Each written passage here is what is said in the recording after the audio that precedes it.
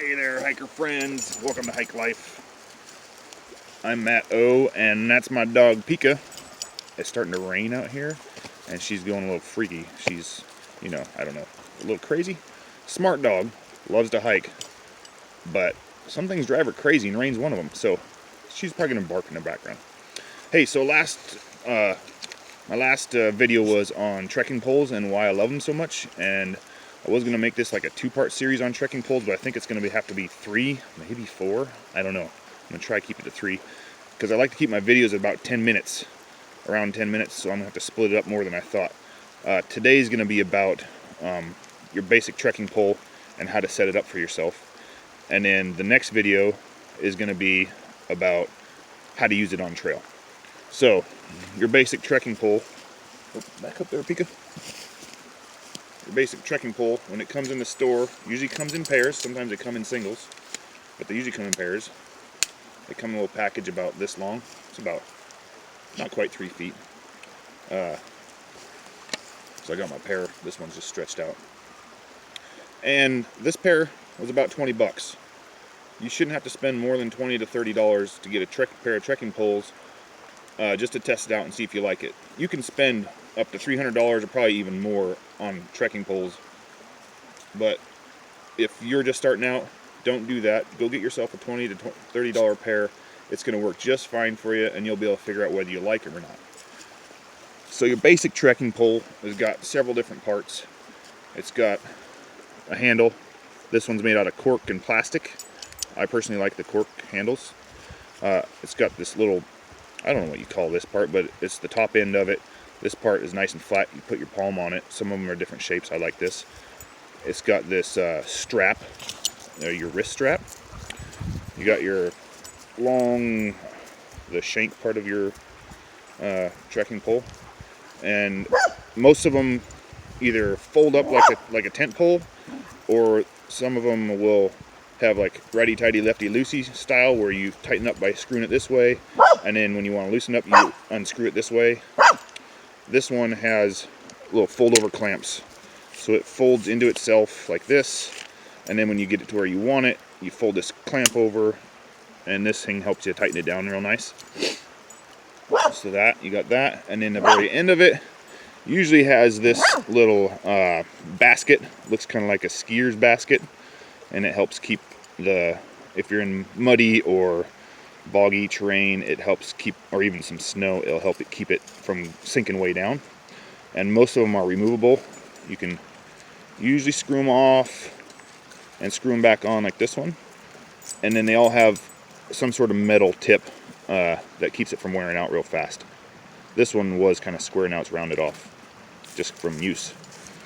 So how you set this up for yourself is you stretch it out all the way to its max, basically.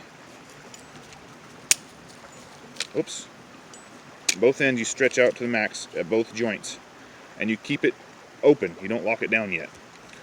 So then you put the tip on the ground, and you slowly push down until your forearm is at about a 90-degree angle with your body.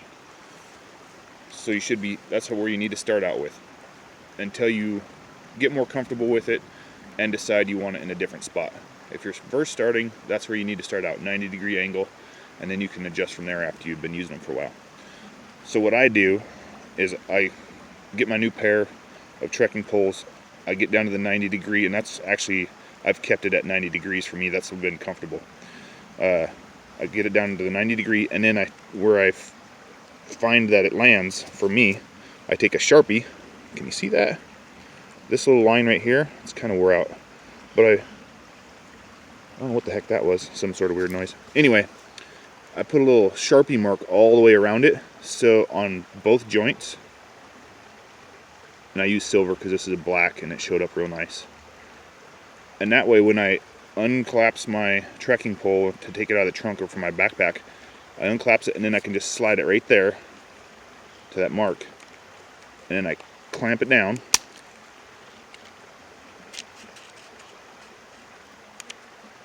and then I know that's where I want it every time. And I'll do that with both poles. And obviously they should end up being in the same spot. When you have both poles setting side by side, tip touching the ground, you shouldn't have one like this and one like this. They should all wind up right next, like the same height. If you're like this, something ain't quite right. You need to adjust that. Sometimes, if I haven't tightened these down properly, I'll be hiking along and then realize one of them collapsed a little bit, and all of a sudden I got this mismatched, uneven thing. So that means I just have to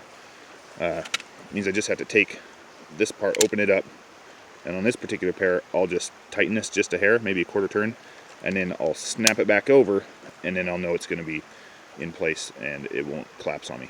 And that's going to take a little bit of getting used to, just knowing how to adjust that and what kind of tightness you need to get it nice and tight without breaking that little lever off. So that's basically it, guys. Oh yeah, I do like this style of top. I think I mentioned that a little bit earlier. Some of them are more rounded. I personally like this style because sometimes I'll start hiking like this instead of holding on like this, especially if I'm going downhill for a short period of time. Instead of stretching my trekking pole out for the downhill, I'll just put my palm on top, and that's really comfortable. So there it is. That's your basic set of trekking poles and how to get them adjusted for yourself. If you have any questions, please leave them in the comments. If you have any comments, leave those in the comments. Maybe you know a secret that I haven't shared. Maybe there's something you've learned over the years from using trekking poles that you'd like to share with all of us, and then we can all learn together. So thanks for watching, guys. Thanks for subscribing to those of you who have subscribed. Please hit the like button if you have liked anything in this video. Subscribe if you haven't. Hit the little bell on the side, and then you'll get a notification every time I put out a new video. My next video is going to be more on the basics of how to use these on the trail now that you know how to get it set up for yourself. So we'll talk to you later, guys. Go out, do some hiking, enjoy life, and be safe.